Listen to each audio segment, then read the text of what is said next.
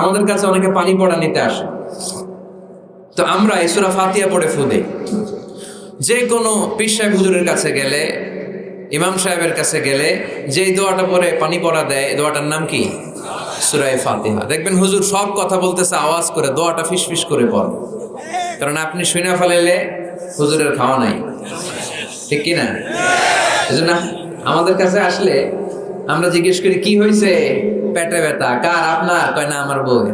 তো পানি পড়া দেন, সব কথা আওয়াজ করে বলে, দোয়াটা করে ফিসফিস করে, কারণ ওই গোমর যদি ফাঁস হয়ে যায় আমার কাছে কেউ আসবে না। আজকের পাকুন্দিয়ার ময়দানে সব গোমর ফাঁস, ঠিক কিনা? নিজেরাই রুকিয়া করব, নিজেরাই ঝাড়ফুঁক করব, আর ঝাড়ফুঁকটা বেশি নিবেন আব্বা আম্মার কাছ থেকে। আব্বারে বলবেন আব্বা ওযু করে আসছেন, নামাজ পড়বেন, সূরা ফাতিহা পড়ে একটু ফু দিয়ে দেন। আম্মারে বলবেন আম্মা আপনি তো এখন ওযু করে নামাজ পড়বেন, আমার মাথায় একটু হাত দিয়ে ফু দিয়ে দেন। আল্লাহর কসম, গোটা বিশ্বের সবগুলো পীর সাহেব হুজুর কোরআন খতম দিয়ে এক গ্লাসের পানিতে ফু দিবে, আর আরেক গ্লাসে আপনার আব্বা শুধু বিসমিল্লাহ বলে ফু দিবে, মুহূর্তে আপনার আব্বার দোয়াটা আরো উঠে যাবে। বাবা মারে চিনল না, দোয়া নিতে জানলো না। অনেক দেখেছে এরকম, প্রতি বছর উমরা করে, বাপরে বাদ দেয় না, মারে বাদ দেয় না। ঘরে মা বাবারে রেখে তুমি কাবা ঘরে যে আল্লাহরে খোঁজো, কপাল পোড়া, ঠিক কিনা? এজন্য আব্বা আম্মার কাছ থেকে দোয়া নিবেন, এই রুকিয়াটা করবেন। পাকুন্দিয়ার ভাইরা, আল্লাহ রাসূল সাল্লাল্লাহু আলাইহি ওয়াসাল্লাম আয়াতুল কুরসি পড়ে ফু দিতেন নিজের গায়ে। সূরা ইখলাস, সূরা ফালাক, সূরা নাস, 3 কুল পড়ে ফু দিতেন। সূরা ফাতিহা পড়ে ফু দিতেন। এগুলো পড়ে হাত দুটো মিলাবেন, হাতে ফু দিয়ে মাথা থেকে পা পর্যন্ত মাসে করবেন। It's a protection from your Lord. জিন ভূতের আসর, ব্ল্যাক ম্যাজিক, জাদুটোনা, বান মারা, এগুলো আছে নাকি পাকুন্দিয়ায়? কি বলেন এগুলোর আপনারা? বান মারে? হ্যাঁ, ঝাড়ু মারে, দারু, জাদু, ঝাড়ু, জাদু, ঝাড়ু, যাই হোক, তো এগুলো কিন্তু মারে, বান মারে, জাদু টোনা করে, ব্ল্যাক ম্যাজিক করে। এগুলো থেকে আমাদের সোনামণিদেরকে আমরা প্রোটেকশন করাবো কিভাবে? ওদেরকে শিখাই দিব সূরা ফাতিহা পড়ে, আয়াতুল কুরসি পড়ে, 3 কুল পড়ে তুমি হাতের মধ্যে ফু দিবা। ফু দিয়ে মাথা থেকে পা পর্যন্ত তুমি নিজেই মাসে করবা। তোমাকে প্রোটেকশন দিবে কে? আল্লাহ রাসূল সাল্লাল্লাহু আলাইহি ওয়াসাল্লাম বলেছেন, মান ক্বারাআ আয়াতাল কুরসি দুবুরা কুল্লি সালাতিন মাকতুবাতিন লাম ইয়ামনাহু মিন দুখুলিল জান্নাতি ইল্লাল মাউত। প্রত্যেক ফরজ সালাতের পরে যে ব্যক্তি আয়াতুল কুরসি তেলাওয়াত করবে, তার জান্নাতে যাওয়ার ক্ষেত্রে আর কোনো ব্লক বা বাধা নাই, একটা জিনিস ছাড়া, সেটা হচ্ছে মরণ, মৃত্যু। লোকটা মরে না তাই জান্নাতে যায় না, মরলেই জান্নাতি।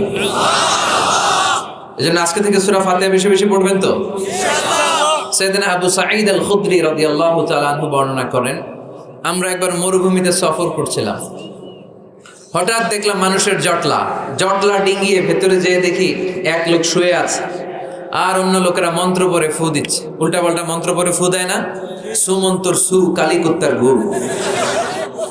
আমরা ছোটবেলায় শুনতাম বাচ্চারা এরকম সুমন্তর সুমন্তর সুমন্তর সু, কালীকুত্তার।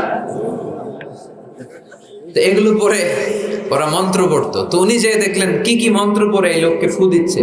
উনি বললেন কি হয়েছে? সবাই বলল আমাদের নেতা সাইয়্যিদুল হাই, হাইমানি গোত্র, এই গোত্রের নেতা সাপ কামড় দিয়েছে, বিষে এমন নীলাভ হয়েছে দেহ, মনে হয় মারা যাবে। কি করা যাবে? তোমরা কি কোনো রুকিয়া ঝাড়ফুঁক জানো? উনি বললেন জানি।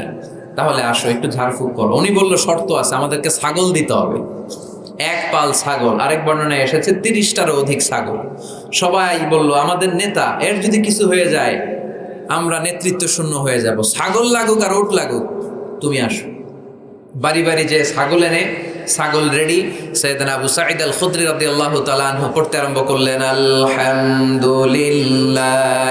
রাব্বিল আলামিন আর রহমানির রহিম মালিকি ইয়াউমিদ্দিন ইয়্যাকা না'বুদু ওয়া ইয়্যাকা নাস্তাঈন اهدنا الصراط المستقيم صراط الذين أنعمت عليهم غير المغضوب عليهم ولا الضالين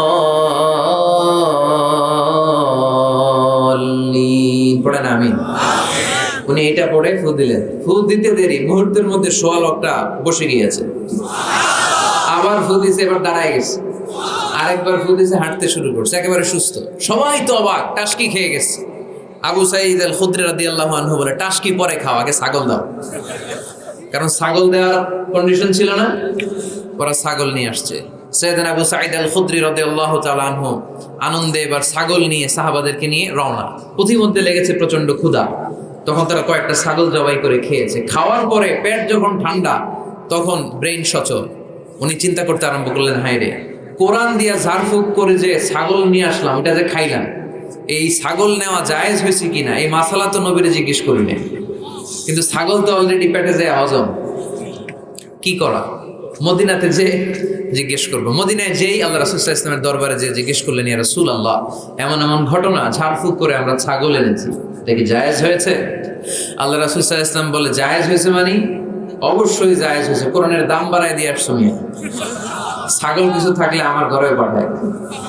সুবহানাল্লাহ পড়তে পারলেন না? ওয়ালাকাদ আতাইনাকা, বুখারীর হাদিস, ওয়ালাকাদ আতাইনাকা সাবআম মিনাল মাসানি ওয়াল কুরআনাল আযীম। নবী হে, নিত্য পাঠনীয় সপ্তবাক্য দিয়েছি, যেই দোয়া পড়ে ফু দিতে দেরি অসুস্থ ব্যক্তি সুস্থ হতে দেরি হয়। এজন্য আল্লাহ ইরশাদ করেন, অনুনাজ্জিলু মিনাল কুরআনি মা হুয়া শিফাউ ওয়া রাহমাতুল লিল মুমিনিন ওয়া লা ইয়াজিদুয যালিমিনা ইল্লা খাসারা। এই কোরআনকে আমি শিফা হিসেবে নাজিল করলাম, এই কোরআনকে আমি রহমত হিসেবে নাজিল করলাম, এই কোরআনকে আমি তোমাদের জন্য হেদায়েত হিসেবে নাজিল করলাম। তোমাদের কোরআন রহমত এনে দিবে, বরকত এনে দিবে, শিফা এনে দিবে, কিন্তু জালেমদেরকে কিছু এনে দিবে না। ঠিক কি না? ওয়ালা ইয়াজিদিয যালিমিনা ইল্লা খাসারা।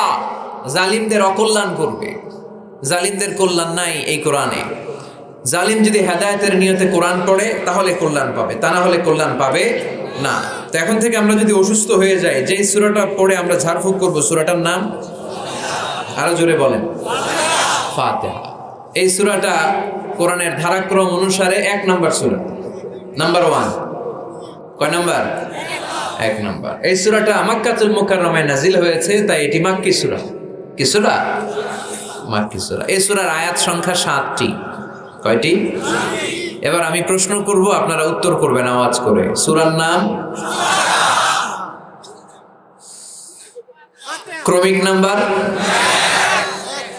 আয়াত সংখ্যা, সূরাটা মাদানী। কি সূরা? মনে থাকবে তো? আসলে প্রতিদিন এই সূরাটা পড়ি, এই সূরাটার তাৎপর্য কি, মর্মবাণী কি আমাদের জানার দরকার আছে না? কিন্তু আমরা অনেকেই জানি না। জানি? আরব বিশ্বে দেখবেন, ওনারা যখন তারাবির সালাত পড়ে, আযাবের আয়াত আসলে কাঁদে। পাকুন্দিয়ায় আপনারা কাঁদেন? জান্নাতের আয়াত আসলে দরাজ গলায় তেলাওয়াত করে। আপনারা কি করেন? আমরা করি? করি না। কারণ ওনারা কি পড়ছেন সেটা তাৎপর্য আর মর্মবাণী ওনারা অনুভব করছেন।